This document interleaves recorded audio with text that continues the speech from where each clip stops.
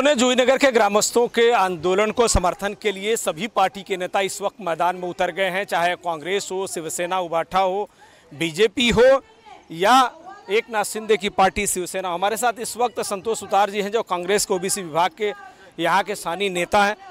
क्यों ये समर्थन की जरूरत पड़ रही है? सरकार इस वक्त भाजपा की है, यहाँ के विधायक भाजपा के हैं, सरकार जो है महायुति की है, इसके बावजूद भी इस तरह से प्रकल्पग्रस्तों को मैदान में उतरकर एक लैंड के लिए, खेल मैदान के लिए आंदोलन करना पड़ रहा है। आपको क्या लग रहा है, इसके पीछे कौन है?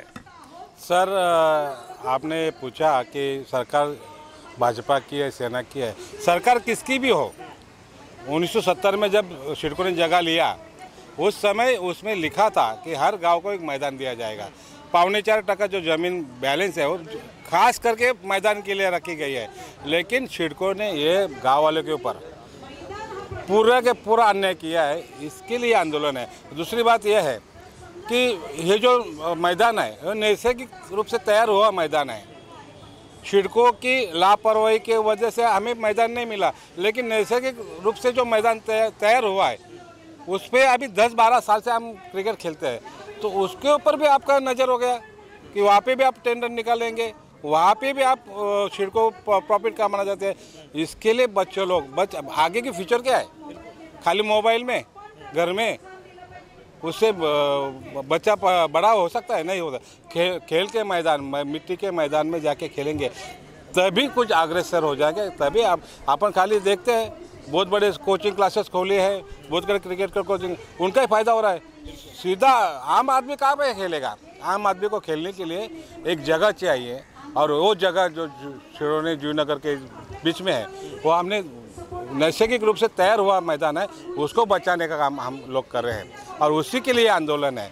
और यह आंदोलन में खाली सिडको जूहीनगर के ही नहीं, ये आंदोलन में नई मुंबई से लोग आए हैं जिनको लगता है हमारे बच्चे खेलने चाहिए, हमारे बच्चों का प्रोग्रेस होना चाहिए। क्योंकि मैदान में खाली एक ही गाँव का मैच नहीं होता है, पूरे नई मुंबई का मैच होता है।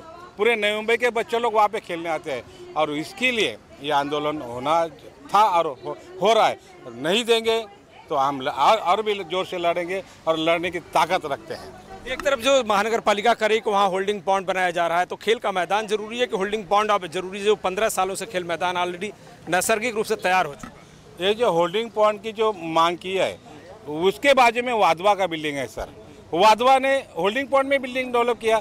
आप पीछे देखो, होल्डिंग पॉइंट में डेवलप हो रहा है NRI, और जो महानगर पालिका का जो इमारत हुआ है वो होल्डिंग पॉइंट में हुआ है।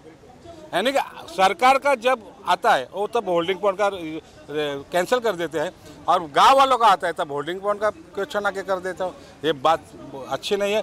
14 साल में कभी पानी रुका नहीं, होल्डिंग पॉइंट का कुछ क्वेश्चन आया नहीं, लेकिन अभी जब वो मैदान तय हो गया है, वो नज़र में सिडको के नज़र में आया है और सिडको को पैसा मांगता है, पालिका को वो कॉन्ट्रैक्ट का पैसा मांगता है। इसके लिए गाँव वालों के, प्रकल्पग्रस्तों के ऊपर वो जो अन्याय हो रहा है उसके लिए हम लड़ रहे हैं। क्या उम्मीद है अभी अगर महानगर पालिका सिडको नहीं मानती है तो आंदोलन और तीव्र होगा? यस सर, आपको आंदोलन तीव्र ही होगा, क्योंकि अभी जो बच्चे हुए हैं 21वीं सदी में वो अभी जानते हैं, सब क्वालिफाइड है।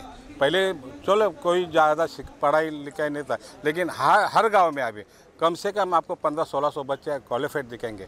उनको खेलना है, उनको खेल के साथ क्वालिफिकेशन करना है, इसलिए मैदान की ज़रूरत है और इससे भी ज़्यादा तीव्र आंदोलन इससे आगे हो जाएगा। लेटेस्ट अपडेट्स और ताजा तरीन खबरों के लिए TV1 इंडिया लाइव को सब्सक्राइब कीजिए और नोटिफिकेशन पाने के लिए बेल आइकॉन को दबाना मत भूलिए।